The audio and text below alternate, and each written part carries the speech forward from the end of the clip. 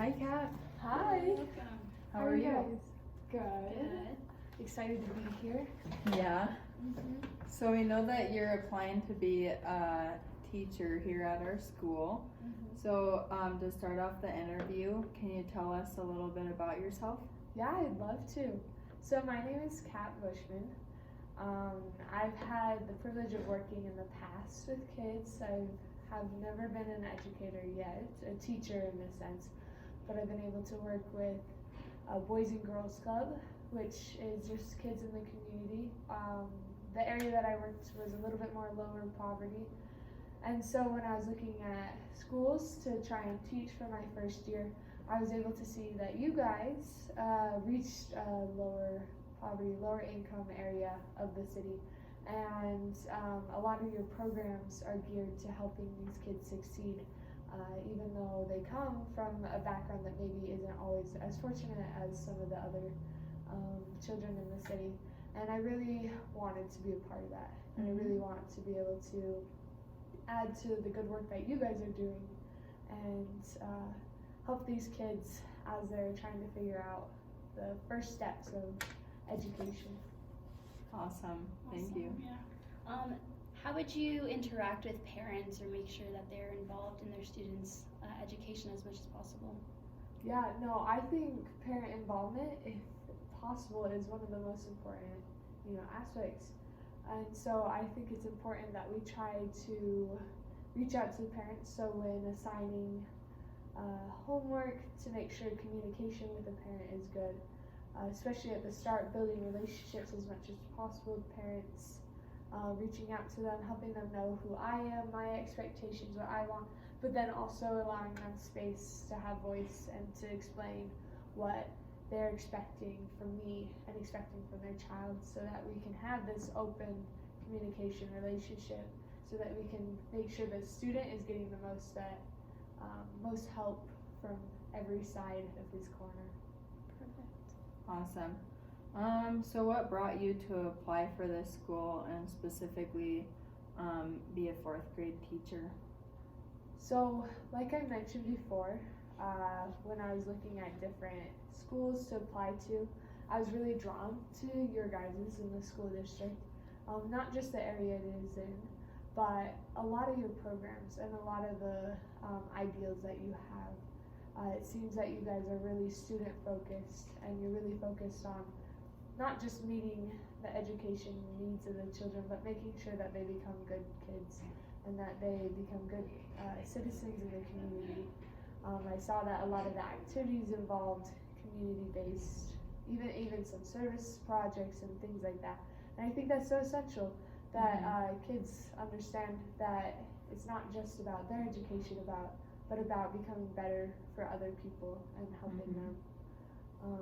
I decided to become a fourth grade teacher just because I wanted to help children, and I thought back on my own education and what it was like when I was a kid, and teachers were one of the most influential adults in my life, and I still look back and remember them, and I just wanted to offer that, even a portion of that, to my own students. So knowing that this is a school with students who come from a more lower income household, how would you go about implementing technology in the classroom? Yeah, for sure. So it seems online, when I was reading, it seems like each kid is given a Chromebook to work with at home because most of these children probably don't have enough money at home. But I also understand that some of these kids don't even have Wi-Fi within the home. And so something that I've thought about, if given an opportunity to teach at this school, is offering hours after school every now and then, especially if we assigned a project that specifically has to be online.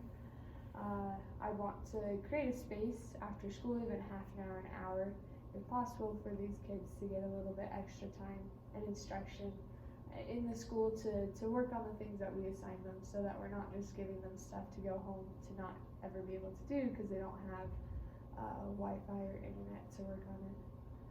I also think technology can be used as a super effective tool if we set certain standards, and so just helping the students understand why we use technology and then actually utilizing it that way.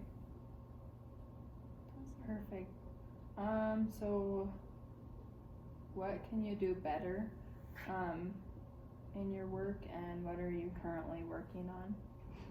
Yeah, so something that I oftentimes have a little bit of trouble with is just being organized or just very on top of things.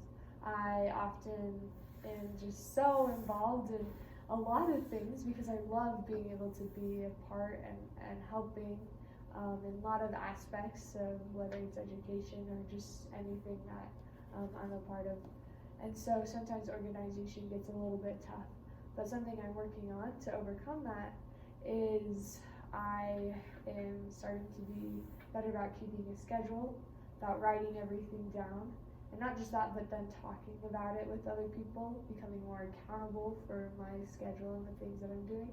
And as I do that, I find that I'm not letting things slip, and I'm not letting my disorganization kind of control my day.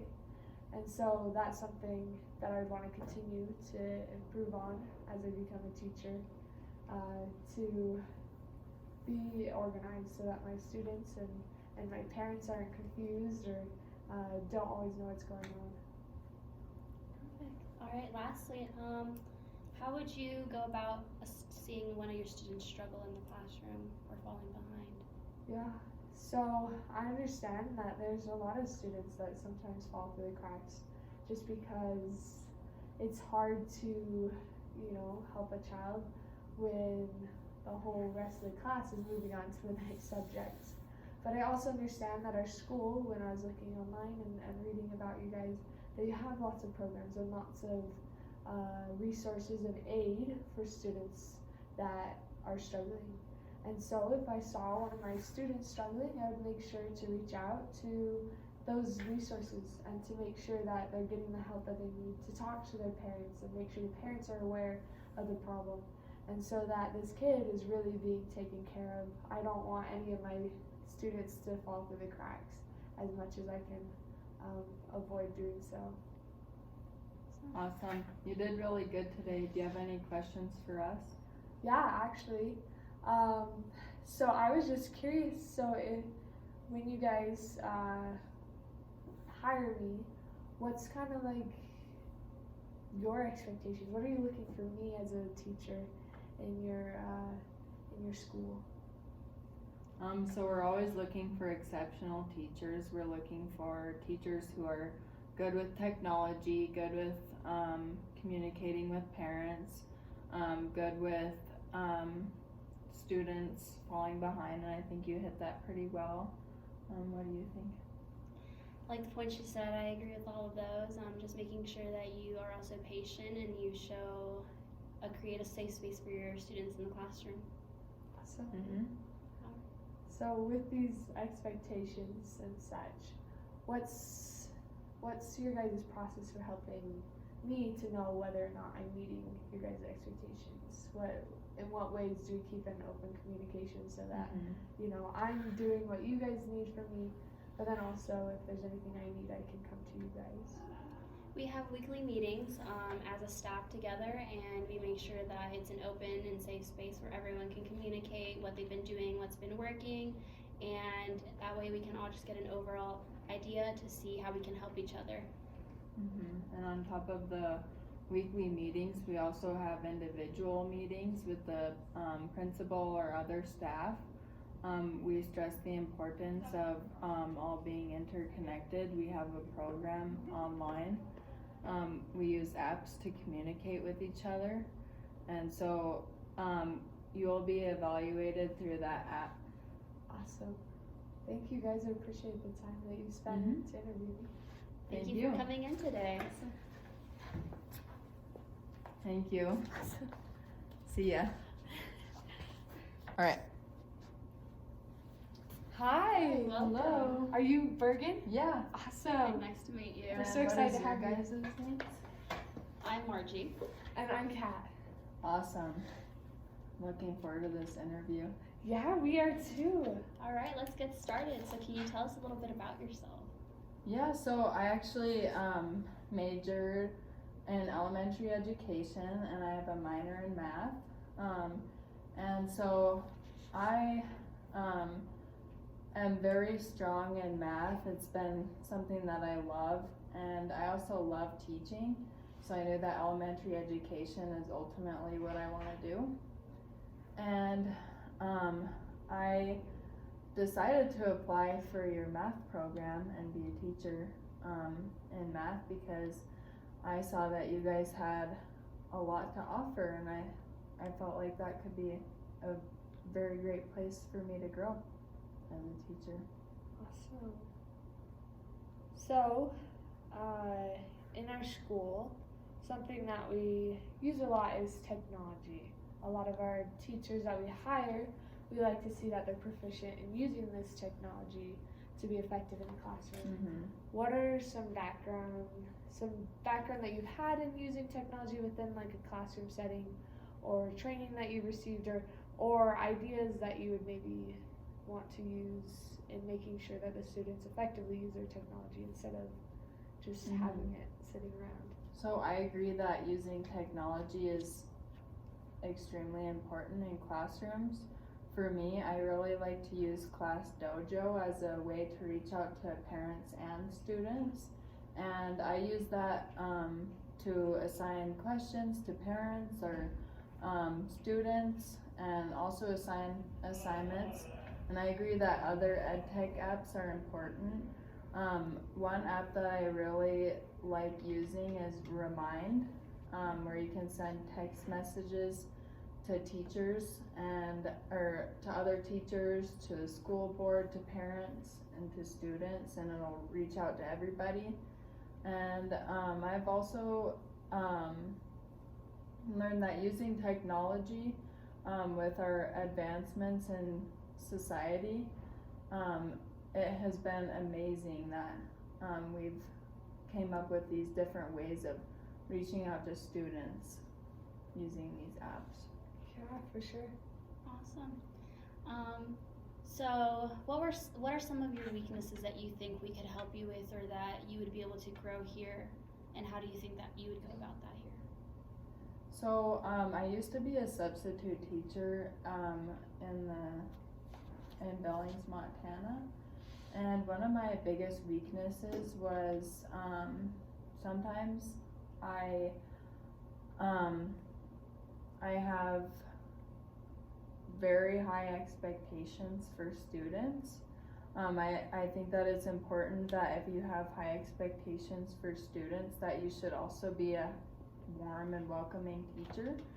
So that's something that I'm working on every day, to be warm and welcoming and learn every student's name and every parent's name and learn their struggles and learn the way that they previously have learned the best and work with them on that. That's awesome. So a couple times you mentioned about parents.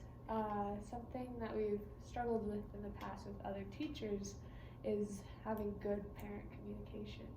So what's some actions that you would plan to take to keep your parents involved, to have a good relationship with the parents? I think with parent involvement, it goes three ways. You have to have student involvement, teacher involvement, and parent involvement.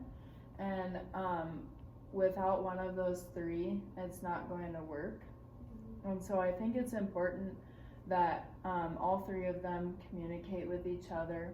And like I said, I think an important way to do that is through ed tech apps. And the importance of that is because parents need to be able to know what's going on in their child's life and their education to know how to help them. Yeah. And another thing is that I love volunteer opportunities, and I'm a huge advocate for creating opportunities for students and parents and teachers to all work together and do different things. Those can be things ranging from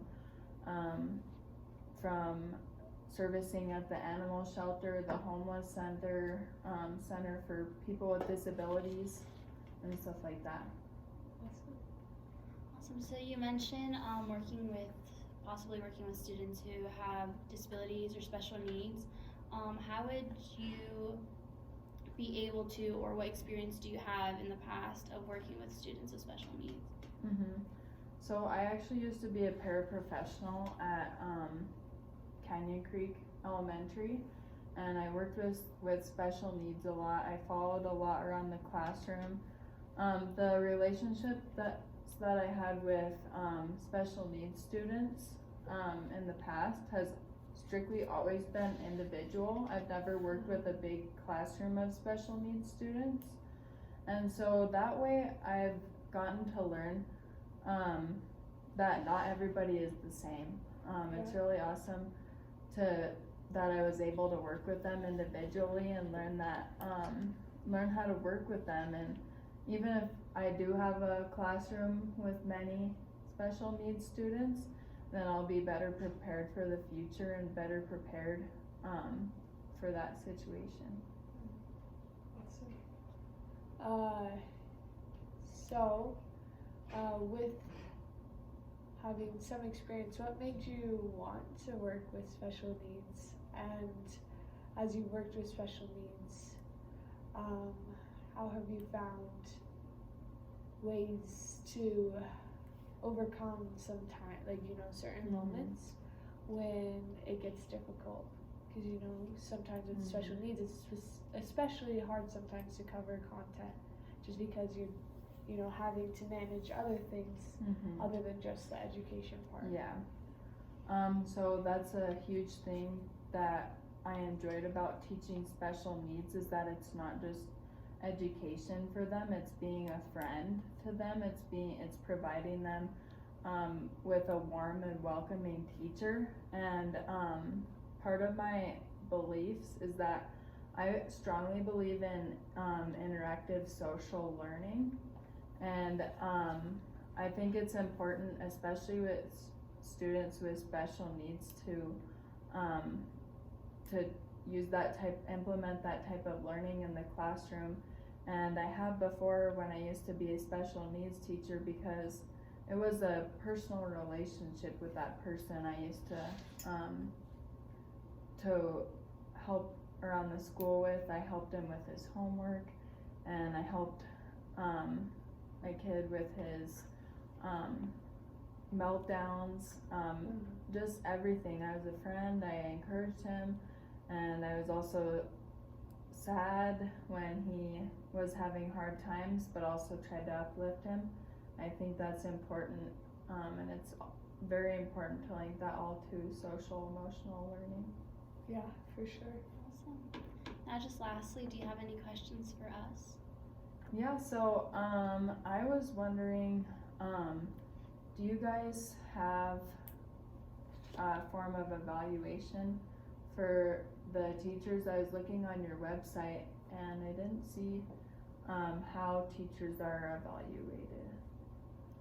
Yeah, so actually we have a system where every quarter of the year we'll have one of the staff, one of the older senior staff will come in and they'll observe and they'll kind of watch, especially because it'll be your first year teaching here, and we'll take notes, and we have kind of a system that we can take you through if we hire you, and that just talks about the things that we're looking for in your teaching. Make sure that you have a good lesson plan set up and that your skills are effective in the classroom. And then afterwards, we'll discuss it with you that day. And then if there's any further questions, you can always come and meet with us or meet with the principal or others in the office just to talk about more, how you're doing. Mm-hmm. We're always open to discuss stuff with you. Awesome. I have one more question. Yeah. So how do you guys deal with teachers who want to present new ed tech apps? How do you guys go about listening to teacher demands and paying for programs that cost money, like technology? So we have in our office a box where ideas can be put in from teachers. You can put it in anonymously, or you can even come into our office and talk to us directly. After that, we will gather all teachers and see first if we could put it through a trial run, see how it works, and then everyone can bring in their feedback together and talk through it. And we'll continue the process from there, whether say we can implement it or if we found out that it's not as likely to work in our school. Awesome. Any more questions? I don't have any at the moment. Sweet. Thank Well, you. we appreciate you coming in and interviewing with us. It hope was you nice have meeting you. a Thank good you. day. All right. Bye-bye. Thank you, Have a bye. good one.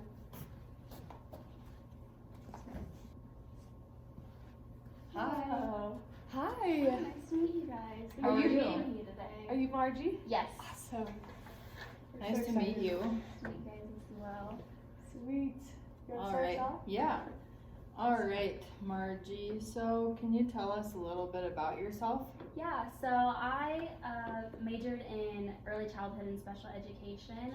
I wanted to get a feel of a little bit of both because I'm hoping to teach kindergarten for many years, and I think that there were a lot of opportunities with that education in learning about how to learn about child development and implementing all these like teaching strategies. And I noticed on your guys' website that you guys have lots of programs for these young children, especially who might have not had schooling beforehand. And you know, I understand that for a lot of these younger students, it's their first time going into school, and I think it's very important to be a part of that foundation of their learning experience. And yeah. Awesome.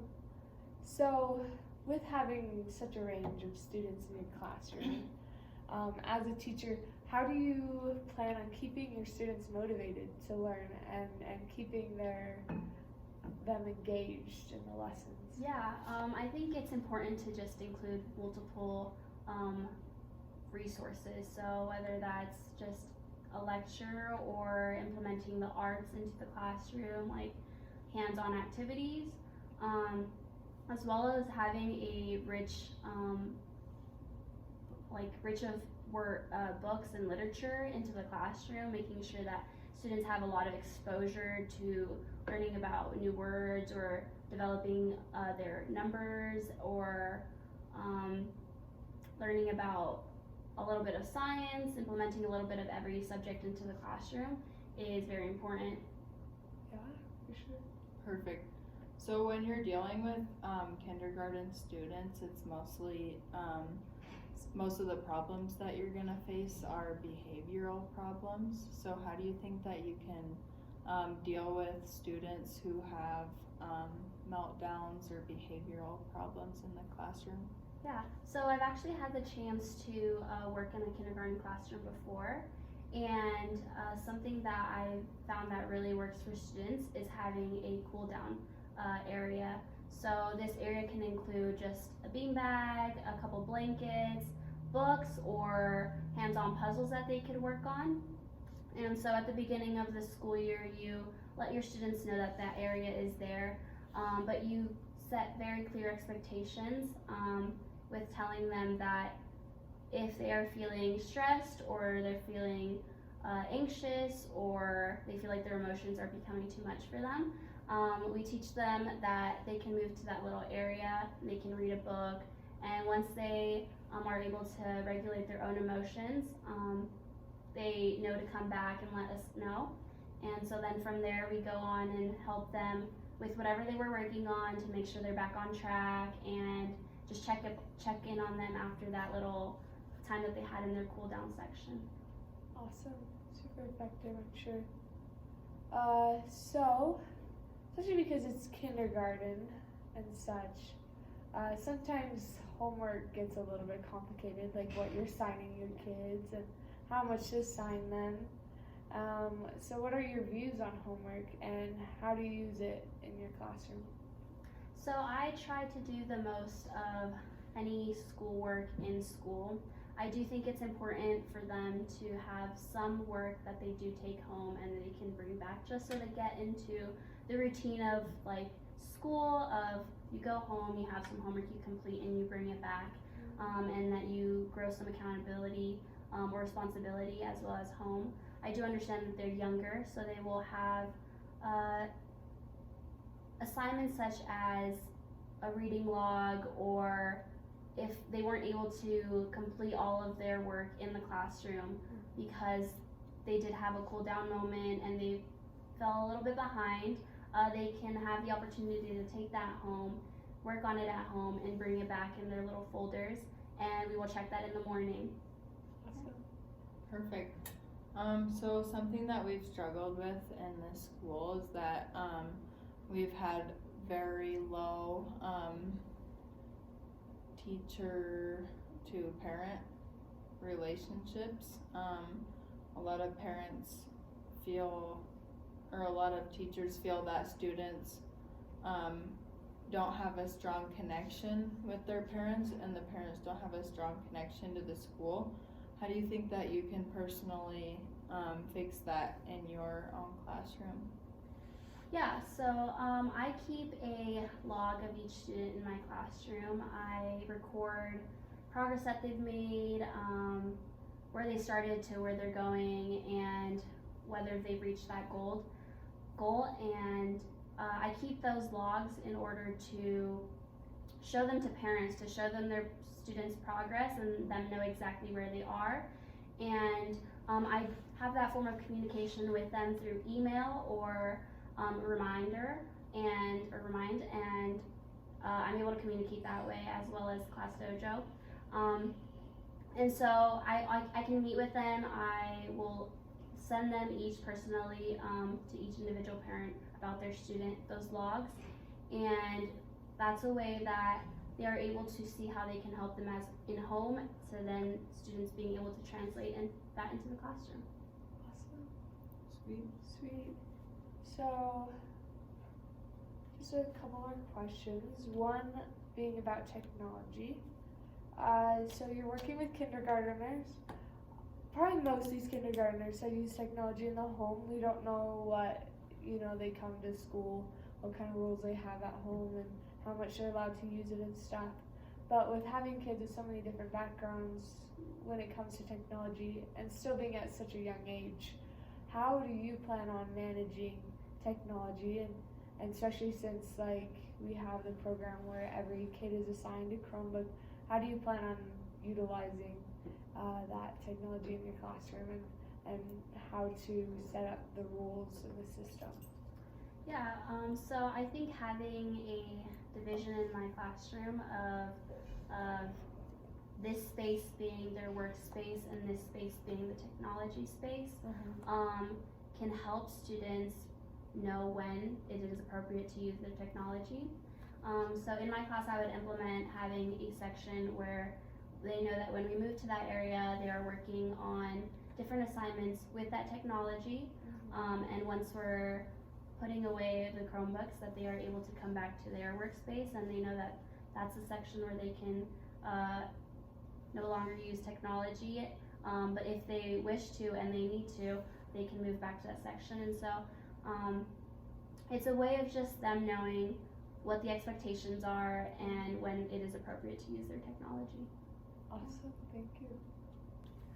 All right, moving on. What questions do you have for us? Yeah, so I was just wondering how you guys would go about creating a good community between teachers in this school. Yeah? All right, so we actually have an app. It's called, we all use it, it's called Remind.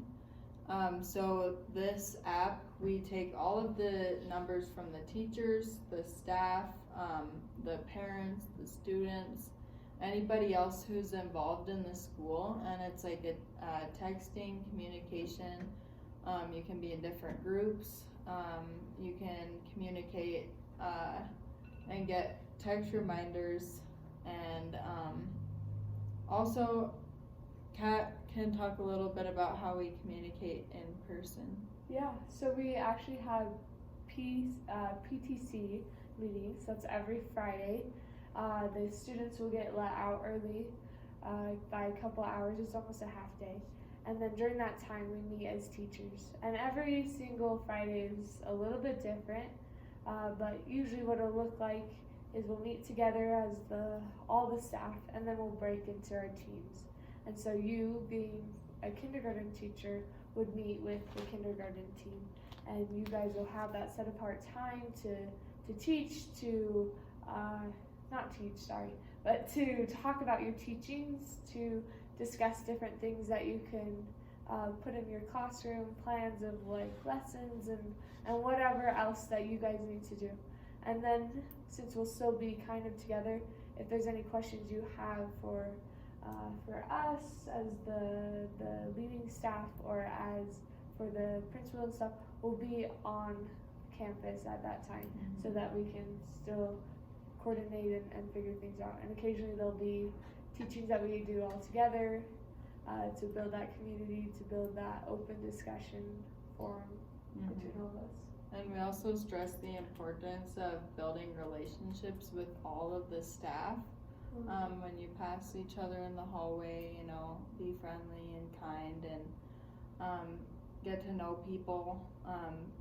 This community has been amazing and friendly. Yeah.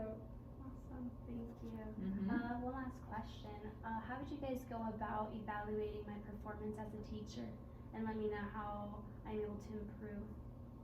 Yeah, for sure. So, in this school district, we have a system of quarterly interviews, specifically as a first-year teacher as well.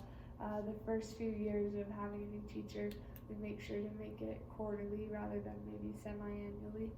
And during those quarterly visits, somebody on the lead staff will come in, they'll observe your classroom for a time, and then afterwards, at the end of the school day, they'll come and they'll talk to you about things that they noticed, things that they maybe hope that you work on. They'll be there also for you to ask questions if you have any.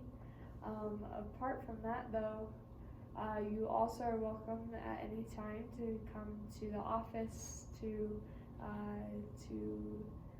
sign up for a meeting with one of us and ask any questions, to give any ideas.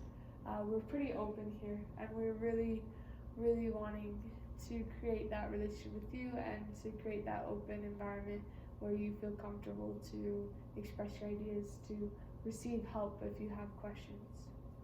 Perfect, thank you. Well, I appreciate you guys taking the time to meet with me today. Awesome. Yeah, thank you. Have a good rest of your day. Thanks, you too. Have a good day. Bye.